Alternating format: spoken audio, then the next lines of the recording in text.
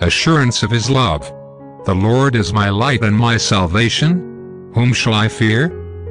Psalm chapter 27 verse 1. Today many people are living in the bondage of fear. In a recent study, a psychiatrist said that the greatest problem facing his patients was fear.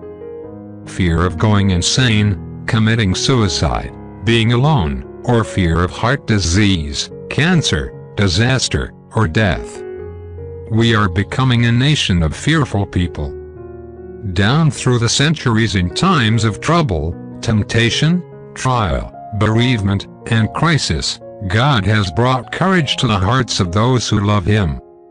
The Bible is crowded with assurances of God's help and comfort in every kind of trouble which might cause fears to arise in the human heart. Today the Christian can come to the Scriptures with full assurance that God is going to deliver the person who puts his trust and confidence in God. Christians can look into the future with promise, hope, and joy, and without fear, discouragement, or despondency. Prayer for the day. Your assurances of love still the fears of my heart, Lord.